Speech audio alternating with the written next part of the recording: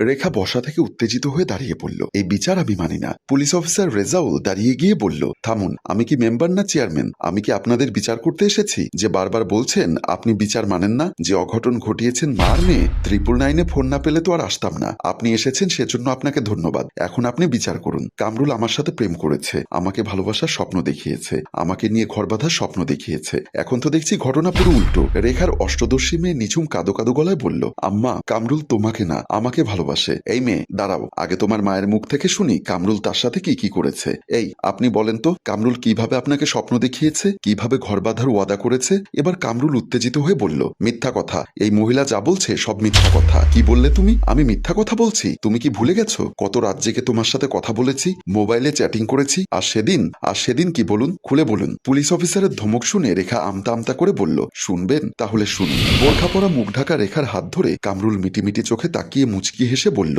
তুমি সত্যি অনেক সুন্দর, কিন্তু মুখটা ঢেকে রেখেছো কেন? মুখটা খোলো। তুমি আমার ছবি দেখে এত পাগল হয়েছো, এতটা উতলা হয়েছো? আমার মুখোশ খুললে তাহলে কি নিজেকে কন্ট্রোল করতে পারবে? কেন পারবো না? কারণ লোকে বলে আমি রূপের রানী, আমার রূপের ঝলকানিতে নাকি শত শত পুরুষের ঘুম হারাম হয়ে যায়। তুমি কি সেই ঝলকানি সহ্য করতে পারবে? আমাকে যে পারতেই হবে, কারণ আমি তো তোমার ভালোবাসায় পাগল পারা হয়ে আছি। না, তুমি পারবে না। আর আমি এই রেস্টুরেন্টে তোমাকে আমার রূপের ঝলকানি দেখাতে চাই না। তাহলে কোথায় যাব? চলো আমার বান্ধবীর বাসায় যাই। কি বলছো? কেন বাসায় যাব? আরে বোকা, কোনো সমস্যা নেই। আমার বান্ধবী ওর পরিবার সহ এখন বিদেশে আছে, ওর বাসার চাবিটা আমার কাছে আছে। মাঝে মধ্যে গিয়ে বাসাটা একটু দেখাশোনা করে আসি। ঠিক আছে, চলো। আমার কোনো সমস্যা হবে না তো? তুমি কি আমার রূপের সুধা পান করতে চাও না? অবশ্যই চাই। তাহলে চুপচাপ চলো। দুজন রেস্টুরেন্ট থেকে বের হয়ে গেল। বাসার ভেতরে প্রবেশ করে দরজাটা বন্ধ করে কামরুলের হাত ধরে রেখা সোজা বেডরুমের দিকে চলে গেল। বেডরুমের ভেতরে ঢুকতেই কামরুলের যেন তর্স হইছে না। রেখাকে জড়িয়ে ধরতে চাইল। রেখা হাত বাড়িয়ে বলল, আস্তে, এত উতলা হচ্ছ কেন? আমি তো শুধু তোমারই। আগে মুখ দর্শন করো, তারপর তোমার যা ইচ্ছা তাই করবে। বলে মুখ থেকে নেকাবটা সরাতে কামরুল চমকে উঠে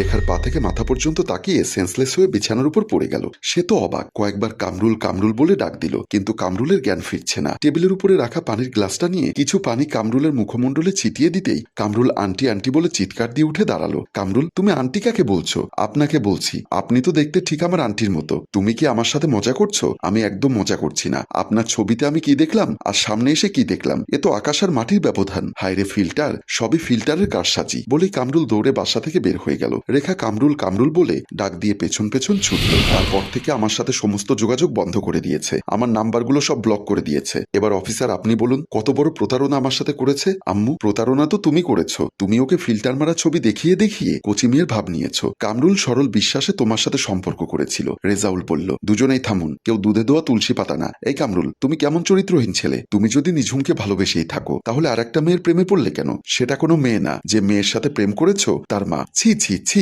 এই খবর যদি গণমাধ্যম জানতে পারে তাহলে বিশাল হেডলাইন লিখবে, মা মেয়ের একই প্রেমে। কামরুল কাদো কাদো গলায় বলল, স্যার আপনি এখন আমাকে যেতে দিন। আমি এই ঝামেলার মধ্যে থাকতে চাই না। এখন ঝামেলা মনে করছো? তাহলে বাসায় এসেছিলে কেন? কামরুল মাথা নিচু করে দাঁড়িয়ে রইল। রেখা বলল, যেভাবেই আমার বাসায় আসুক না কেন তাতে কোনো সমস্যা নেই। এখন আমি ওকে বিয়ে করব, কারণ ওকে আমার ভালো লেগেছে। অসম্ভব আম্মু, ওকে তুমি কোনোভাবেই বিয়ে করতে পারবে না, কারণ ওর আর আমার মাঝে অনেক কিছু হয়ে গেছে। লে হালুয়া, এ তো তলে তলে বৃন্দাবন পার করে ফেলেছে। তা কি হয়েছে মামুনি? কামরুল আবারও কাদো কাদো গলায় বলল, কিছু হয়নি ওর সাথে আমার। ও মিথ্যা কথা বলছে। আমি কোনো মিথ্যা কথা বলিনি। আপনি কি শুনবেন? তাহলে শুনুন। হোটেল ম্যানেজার বজলু নিঝুম ও কামরুলের দিকে বাঁকা চোখে তাকিয়ে বলল, দুজন কি সত্যি আসল স্বামী স্ত্রী? কামরুল একটু থতমতো খেলেও নিজেকে সামলে নিয়ে বলল, এটা কেমন প্রশ্ন করলেন? স্বামী স্ত্রী আবার নকল হয় নাকি? কত নকল স্বামী স্ত্রী দেখলাম, তা ঘন্টা থাকবেন? আসলে ম্যানেজার সাহেব, আমাদের বিয়ে হয়েছে, কিন্তু পারিবারিকভাবে এখনো আমার স্ত্রীকে বাসায় নিতে পারিনি, তাই একটু সময় কাটানোর জন্য হোটেলে আসলাম। এই তো 2-3 ঘন্টা থাকবো। ঠিক আছে, দেখবেন কোনো সমস্যা যেন না হয়।